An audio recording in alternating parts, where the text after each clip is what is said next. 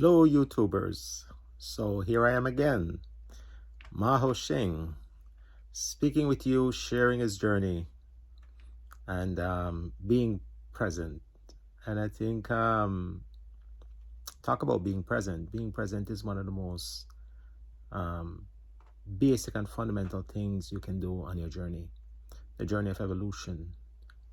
Being present means that you are experiencing everything without any kind of resistance. Of course, you're going to be disturbed. You're going to be, and you're going to have full reasons to be unhappy, miserable, and so on and so forth. But remember, that's a state of mind, right? That has nothing to do with the experience that you're going through, the physical experience. Your response is based on a state of mind. And you could have a situation where it's a dire situation, from all practical purposes. It's really messed up and ominous and dangerous. And just the way that you deal with it mentally allows you to go through it smoothly. And that is important. So the whole idea now of being present in a moment and so on and so forth is not just a jargon, a cliche statement. It's one that you recognize that now you're choosing to be in the state of your circumstances without the annoyance, the suffering and the resistance and so on and so forth that you can choose to embrace as you do so. Most of us live in our agony. We find comfort in our agony. We find comfort in it shouldn't be like this. Oh my God, the world is ending, blah, blah, blah, and so on and so forth. That's the default way of dealing with stuff. Excuse me. But there's another way of dealing with stuff. We don't have to deal with it that way. Of course, you can deal with it that way. Some of us can say, this is how I deal with stuff, and I'm going to deal with it that way because that's how I deal with it. Of course, go ahead if that is how you feel happy and feel identifiable with the image of self. If you respond to it in the way that you do. What I'm suggesting is that there is another way of dealing with stuff, and you could look into it and choose. There is a choice. It's not a given. Nothing is a given these days. The reality is not a given because today, as we have seen so clearly, that reality is shifting so quickly. And two friends can be walking in agreement, in total agreement, and then suddenly something happened and that agreement does fall apart. We see it in marriages these days. People are being married. People are falling out of marriage. We see it in friendship. One day you're good friends and suddenly you fall out apart. And, I can say people have evolved, but I can also say that it's energy. There's one thing that we always say. Everything is energy. Everything is energy. And from the skies to the celestial heights, to the earth beneath your feet, to the subatomic level, everything is energy. And most of the time, it really depends on at what level you are dealing with that energy. Do you choose to deal with that energy in agony and resistance? Or are you dealing with that energy with understanding and deliberate intent? Deliberate intent is very important. Deliberate intent. Now, most of the times we are limited in how we can deal with energy because we do not know the context of energy. So the idea of deliberate intent means that you have to disengage your traditional emotions as you deal with certain things and relax. That is why meditation and prayer are so important, right? Meditation and prayer, some people think that you're going to be holy when you pray and holy when you meditate and all of that. That's not the case. Meditation and prayer is about shifting your energy stream.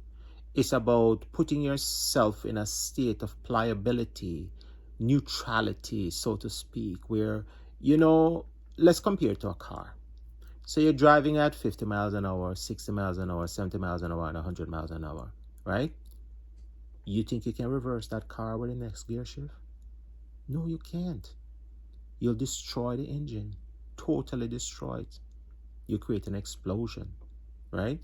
But if you slow down, stop the car, and then shift the car into reverse, you see where I'm going with this? Do you see where I'm going with this? It's about coming to that point. That's what meditation is. It's coming to that place of stillness, right? Prayer coming to that place. And you have to be very careful. Prayer is a different thing. And we want to talk about prayer in a different format. When deal with prayer by itself, right? But for now, we just focus on the whole idea of energy.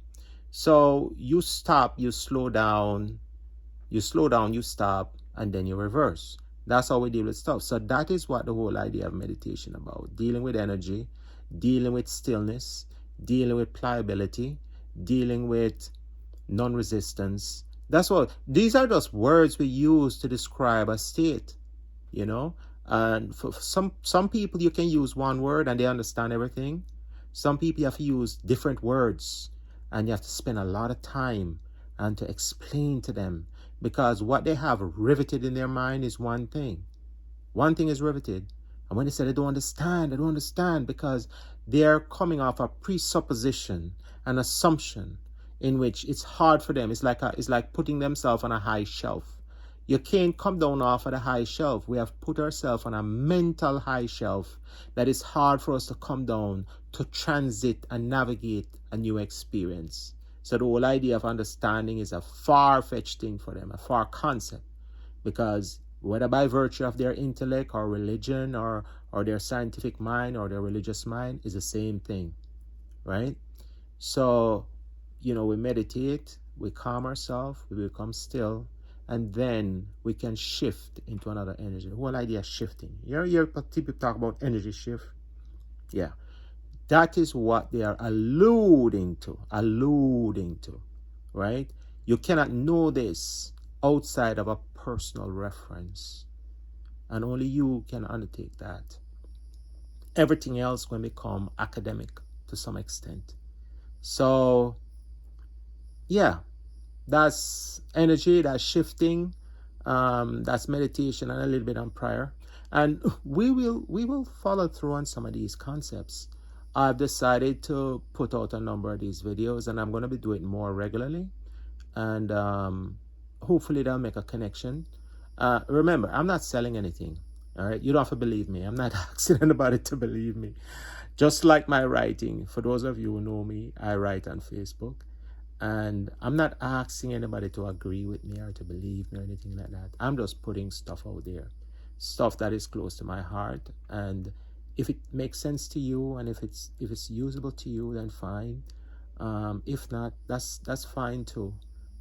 I personally believe that we're in a state of transition, and that those of us are put here to serve a certain purpose.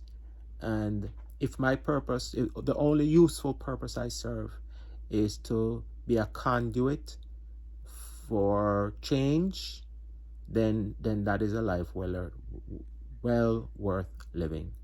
I look at the stuff that I do. What I do kitchen and bathroom renovation. I paint. I do all of these things. I build stuff. I create stuff, and I plant landscapes and all of that. But that's not the main thing.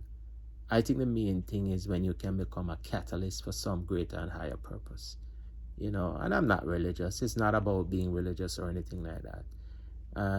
It's about a conduit to my fellow human beings. I will talk some more about that. There's other things we will go into from time to time. You are good.